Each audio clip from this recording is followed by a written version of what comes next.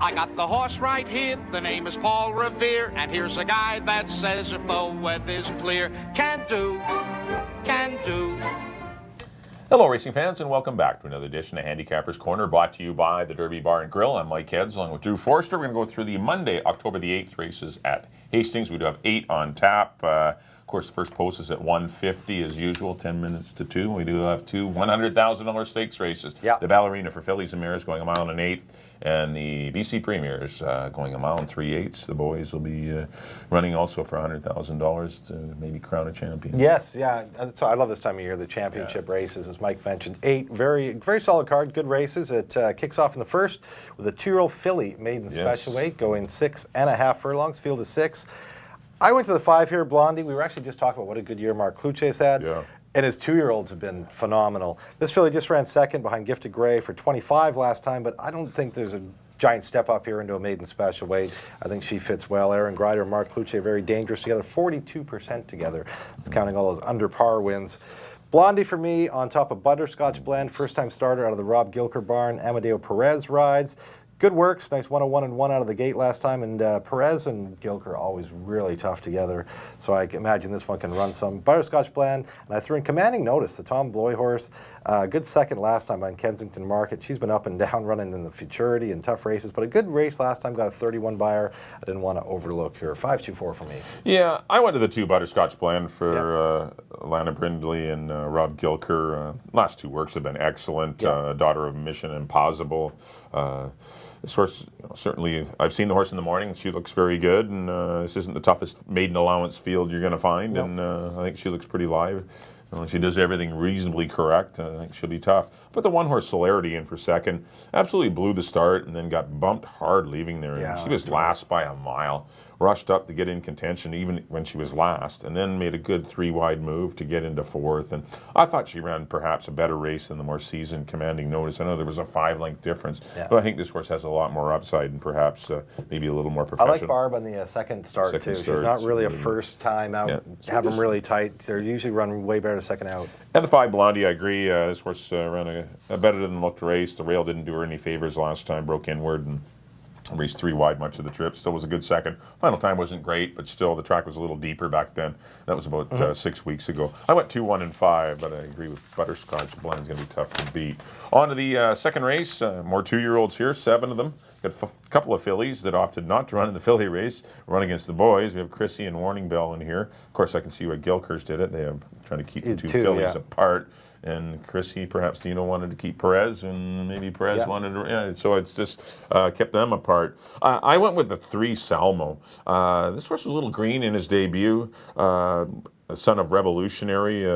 This horse ran a better than looked race. Kind of hit the rail in mid-stretch, lugging in a little bit in the slop. That was a good heat. Golden moment for Anita Bolton and Wahoo Bill. Both were out of the Anita Bolton barn. They ran 1-2. 39-1 was fast. This horse, if you watch the replay, he just kind of sat on him, Antonio, like he was going a mile and 16th. It was just that he wasn't really getting after him on the inside to get out there and show speed, but I think he'll be a little more, on his game going 6 furlongs. He's come back to work well in 101-3. I just think he's a pretty good colt, and I think he's far better than that race shows. I put the 4-horse Chrissy in for second. Her speed has been good. She's going to be dangerous. The blinkers came on. She lost to her stablemate Friday and then ran a distant third to Dancing Shoes in the Sadie Dem Futurity, but she's done nothing wrong. She's hit the board in all 4 of her starts. And I put the 6-horse Shruggy Bear, son of the talented, the late Shrug. Good runner-up effort to McMurphy in a good heat, and I thought he was also very interesting. I went 3, 4, and 6. I went to the 4. I went to Chrissy. I like her in here, especially back to. I think the reason she lands in this race is it's a 6 furlong race. The other one's 6.5. Yeah, that's true. And she's pretty quick.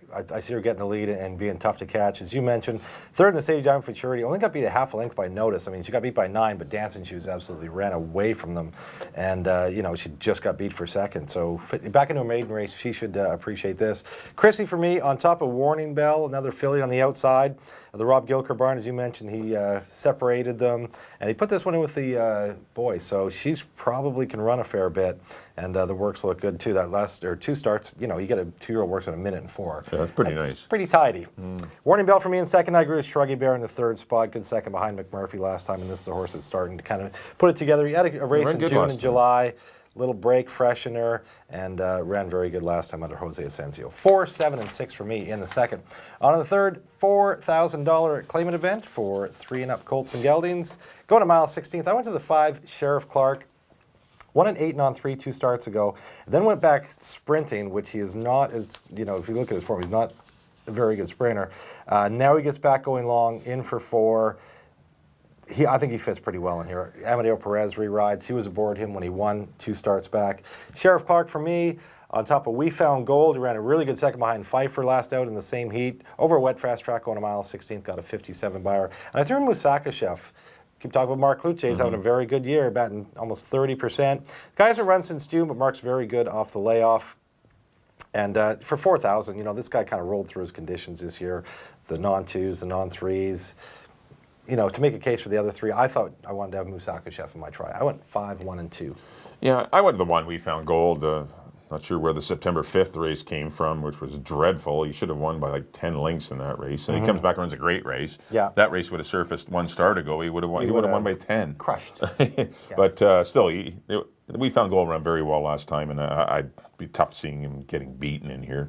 I put the 7-horse Brother Brian in for second. I think he's a little dangerous on the outside, showed good speed. Got beat late by Brother Rod.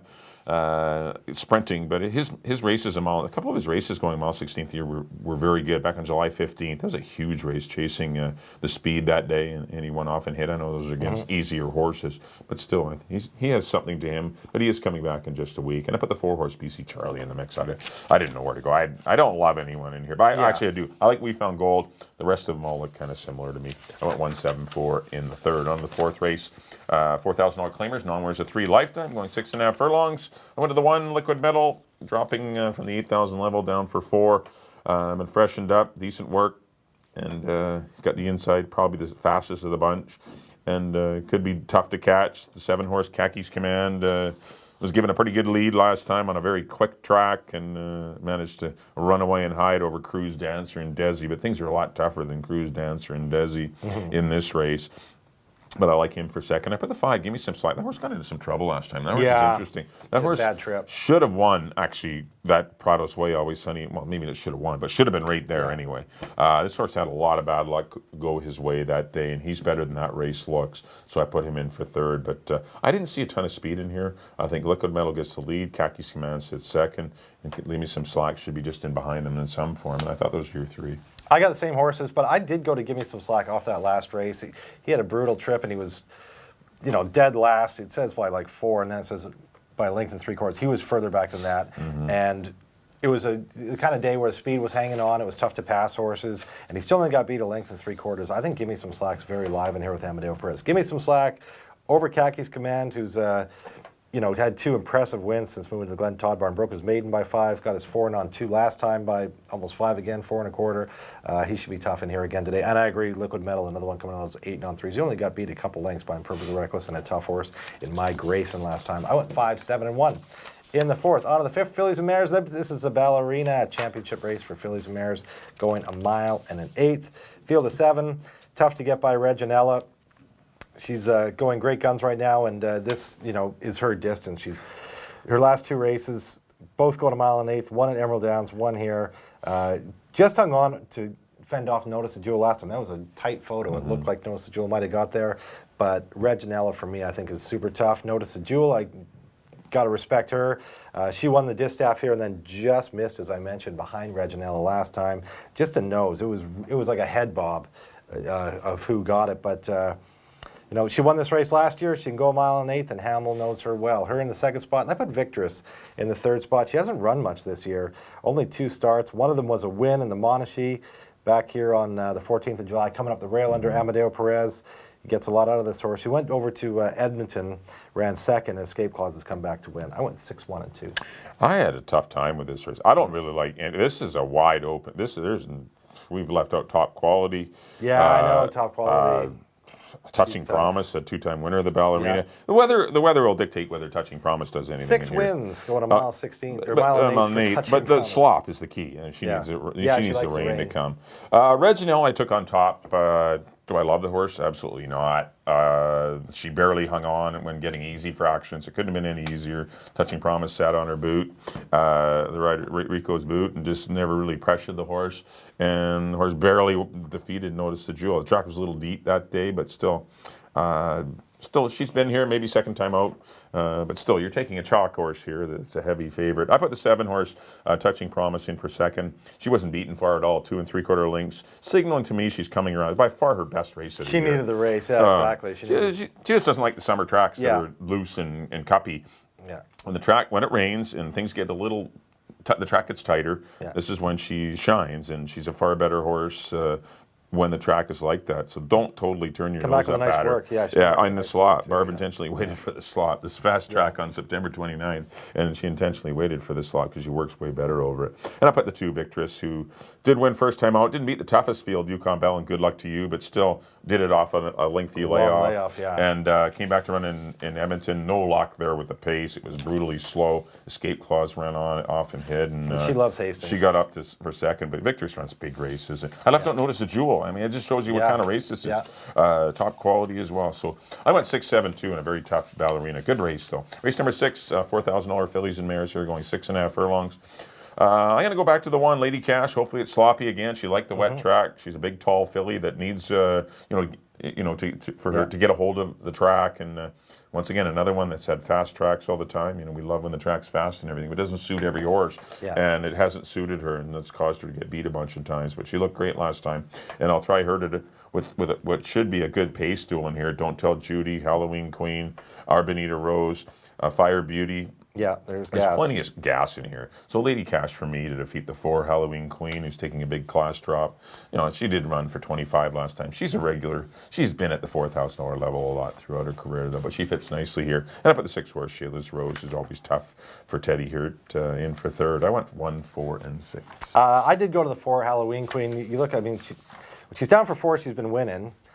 Then she runs second behind Omi for 10. Got beat by Omi, a tough one. She had to run. There were no races. There's nowhere to go. 62.50s weren't claiming. Then she goes back to 62.50. She wins, beating to Spain, Fire Beauty. Then back into an optional 25 when Rob was looking for a race for her. Under par, Bear, Dory Strong. That was a tough fillies. Back in for 4. For me, it's Halloween Queen. I agree with Lady Cash. She's been so unlucky this year, and last time she just absolutely ran away from them last time. Looked very good in winning, 1 by 4 that day. And I threw a Star to Beat. This is kind of an in-and-out filly. She kind of runs a big one, then kind of runs back, runs okay. And she'll be closing late in the race where there should be a fair bit of gas, as Mike was mentioning. And 4, 1, and 3 for me in the 6th. On to the 7th. The Premiers. $100,000 stake for older boys, going 1 mile and 3/8. And a field of 10 in here. 2 grade 3s. 2 grade 3s. I did go to the 6, Absolutely Stylish. The kind of spoiler in here could be Silent Eagle. If he pressures Absolutely Stylish. Absolutely Stylish got decent fractions last time. 48 easy lead. Oh, it was a gift. It was a gift. It was a total gift. But he re-broke. I mean, naturally, it was good fractions. He's supposed to re-break. But he ran away from him, 1 by 6. So I'm going to put Absolutely Stylish on top. I don't mind Day Raider in the 2nd spot. He's a 3-year-old running against older horses, but I mean, we're in October. You look back at the Canadian Derby, 1 mile and 3/8 there. He ran a big race behind eventual BC Derby winner Sky Promise, and I think he'll like the shape of the race. And he's a pretty talented colt. Day Raider for me in 2nd, and I threw in Highway Boss in the 3rd spot. Come off 3rd in the Randall, but I just think his races have been steadily improving. His buyers are getting better, and he could be setting up for a big race today under Amadeo Perez. 6, 9, and 3 for me. Yeah, this is... it's a tough one. It is. Well, Absolutely Stylish is the best horse on paper. Can he go 1 mile and 3/8? I'm not sure. Is he going to get pressured by the 10 horse? Can he let the 10 go and sit off of him and run a good race? Likely. And that's probably how he should be ridden. But we'll see if that's the way he does get ridden. If he gets headstrong and early in the race, then he's not going to win the race unless he's a super horse. But I like him to win it. I put the 7 horse Square Dancer in for 2nd. Lost to Absolutely Stylish 2 back. He's as good as a lot of these. 1 mile and 3/8. He's run 2nd in this race before, and he's cool old horse. He doesn't win often, but he's always in the mix, and I just think he's as good as anything else. Calgary Caper's interesting. I put Brave Nation in for 3rd. Yeah, I had a good long look at him. Yeah, he did get a confidence boost again a couple of weeks back by winning. He did get a good pace setup, but which I don't know if he's going to get in here. Well, maybe he will get it, but still, he's a horse that'll definitely love a mile and 3/8. Yeah. This will definitely hit Pioneer him the Nile. perfect, but I thought Brave Nation was worth a look as well. But Calgary Caper, I didn't have in my top 3, but he's, you know, he got hurt by slow practice last time. He's a 2-time stakes winner this year and should not be discounted. You know, he was 5th in this race last year.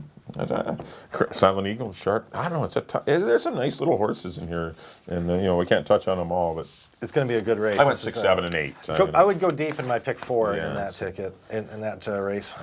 On to the 8th and final, field of 7, $16,000 non-winners of 2, non-3 lifetime, going 6.5 furlongs. I went to the 6-horse Rogerio. I think there's going to be plenty of speed in here with the 1-horse Red Hot Rio, the 4 Imposing Cat, even the 3 Fireman, the 5 Appellant. Rogerio should get a good pace to run that, so I'm going to try him to win it. Another Guinness was trebled 5th last time. Those two are kind of inseparable for me. They both came out of the European race, and so I went 6, 7, and I put the 5 Appellant in for 3rd. He ran tough on that. He got pressured hard. Well, he went 21, and the chances are pressured him the whole race. 21 and 4, 44 and 3, and he hung in pretty tough. But I went 6, 7, and 5. I thought those were your 3 horses. I went to the 5 Appellant. He got absolutely fried. First of all, he hadn't run since May 13th. Been off for 3 months. And came back and they went in 21 and 4, 44 and 3, and they were like miles in front of everybody else. He still hung on, fought gamely, only got beat 3/4 of a length. So, you know, if he doesn't bounce today, I think Appellant is tough. There is other speed in here, but I don't think they're going to go in 44 and 3. No. I hope not. And if he can get, you know, a 45 even, or, you know, high 45, 45 and 3 or something like that, I think Appellant will be tough to run down. I agree the horse that should be run at him would be Rogerio. I put him in the 2nd spot, the 6th horse at the Mike Anderson barn. Good efforts his last 2, just beat a length by Ezekiel and a neck last time behind European. Rogerio in the 2nd spot, and I threw in Master Ewan in the 3rd spot. Oh, Rob Maben always seems to be tough in the last race, and throw it, you know, he fits with these. Yep.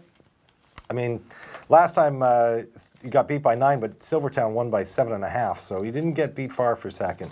Master Ewan for me in the 3rd spot. I went 5, 6, and 2 in the nightcap. That'll do it for our analysis of the Hastings card. Up next on screen will be our picks. Mike, as always, you're going to be up first here. There we are. Back on race number 1, I went to the 2, Butterscotch Blend. I'm going to go 2, 1, and 5. Race number 2, I went to the 3, Salamo for Craig McPherson. 3, 4, and 6. Race number 3, I went to the 1, We Found Gold. Like this one a lot. 1, 7, and 4. Race number 4, kind of a toughie. I like all 3 of them. 1, 7, and 5. Race number 5, I went to the 6, Reginella. Once again, you need a lot of horses in the ballerina. I went 6, 7, and 2. Race number 6, I like the 1, Lady Cash. Going to go 1, 4, and 6. Race number 7, the 6 horse, Absolutely Stylish over the 7, Square Dancer, and the 8, Brave Nation. And then finale, I went to the 6, Rogerio. I'm going to go 6, 7, and 5. On to my picks, there we go. Back in the 1st, I went to the 5, Blondie over the 2 and the 4. In the 2nd, I went to the 4, Chrissy. Going with the one-word names there, over the 7 and the 6. In the 3rd, I went to the 5, Sheriff Clark, over the 1 and the 2. In the 4th, number 5, Gimme Some Slack, over the 7 and the 1.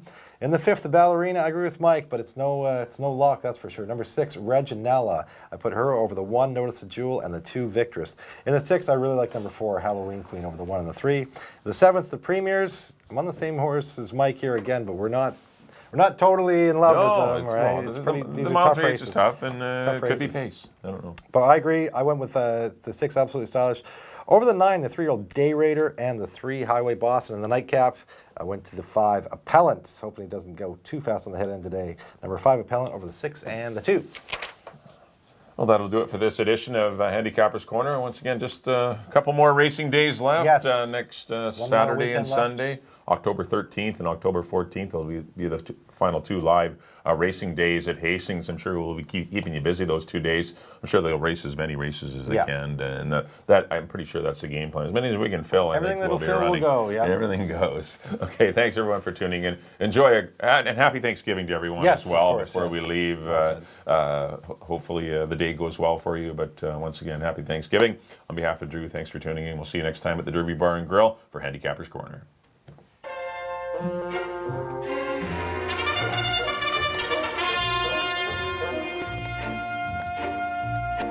I got the horse right here, the name is Paul Revere, and here's a guy that says if the weather's clear, can do.